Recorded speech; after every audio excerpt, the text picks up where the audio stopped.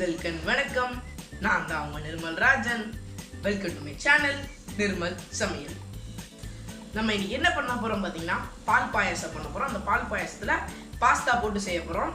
நீங்க இப்போ நார்மலா ஜவ்வரிசி பாயாசம், சேமியா பாயாசம், அரிசி பாயாசம் அந்த மாதிரி பாயாசம் சாப்பிட்டு உங்களுக்கு போர் அடிச்சு போயிருக்கும். அதனால நீங்க வந்து பாஸ்தால போட்டு செஞ்சு உங்க ஃபேமிலியை சந்தோஷப்படுத்துங்க. அது இப்போ நம்ம செய்ய ஸ்டார்ட் பண்ணிடலாம். செய்கிறதுக்கு ஃபஸ்ட்டு ஒரு கடாய் எடுத்துட்டு அதில் வந்து 1/4 லிட்டர் பால் ஆட் பண்ணிக்கலாம். நான் காய்ச்சின பால் ஆட் பண்ணியிருக்கேன். இப்போ இது வந்து இப்போ நல்லா கொதிச்சு வரட்டும். அது நல்லா கொதிச்சிருச்சு. இந்த ஸ்டேஜில் நான் வந்து பாஸ்தா வந்து ஒரு 5 மினிட்ஸ் வந்து தண்ணியில் வேக வச்சுருக்கேன். அதை வந்து லைட்டாக 1க்கு 2 கட் பண்ணியிருக்கேன். அதை இப்போ ஆட் பண்ணிடலாம். 50 gram pasta,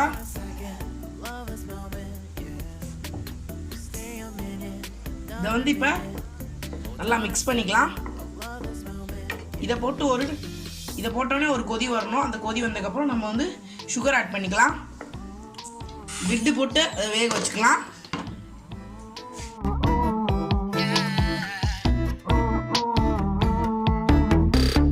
Don't you love when we take our time to make love? Promise you I'm not wasting time in the bathtub.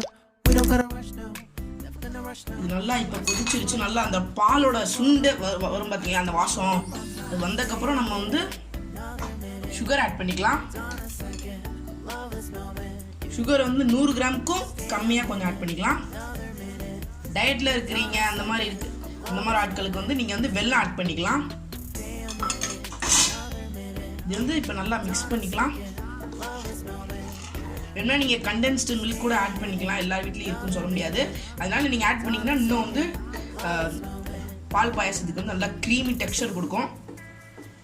அதை ஆட் பண்ணாட்டியும் அந்த டேஸ்ட் இருக்கும். இது இப்போ வந்து நல்லா கொதிச்சு வரட்டும்.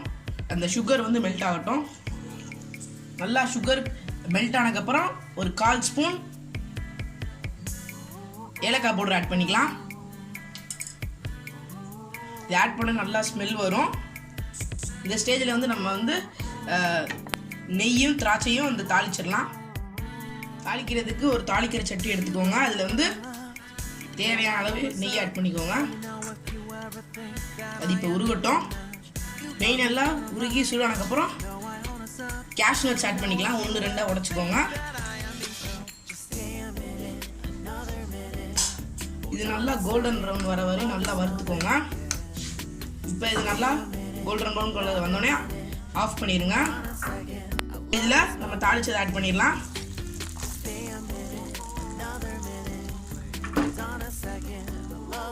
இப்போ இது லைட்டாக ஒரு மிக்ஸ் பண்ணிவிட்டு ஸ்டவ் ஆஃப் பண்ணிடுங்க. இப்போ பாஸ்தா பால் பாயாசம் ரெடி.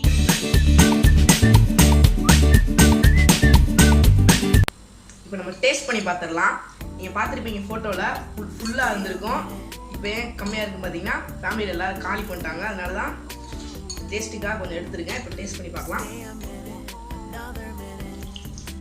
சூப்பராக இருந்துச்சு. அந்த பாலோட மனம், நம்ம ஏலக்காய் நெய் அதெல்லாம் போட்டுருந்தோம் பார்த்தீங்கன்னா, அது தூக்கலாக போட்டனால இந்த வாசம் அந்த டேஸ்ட்லாம் சூப்பராக இருக்குது. நல்லா தித்திப்பாக இருக்குது அந்த பாஸ்தாவோட வாசம். அதனால் இது வந்து செய்கிறதுக்கு ஒரு 15 to 20 மினிட்ஸ் தான் ஆகும்.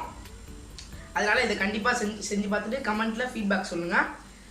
அடுத்து நாங்கள் என்ன பண்ணணும் கமெண்ட்ஸில் சொல்லுங்கள். இந்த வீடியோ பிடிச்சிருந்துச்சுன்னா நிர்மல் சமையலுக்கு சப்ஸ்கிரைப் பண்ணிக்கோங்க. தேங்க்ஸ் ஃபார் வாட்சிங். Bye bye.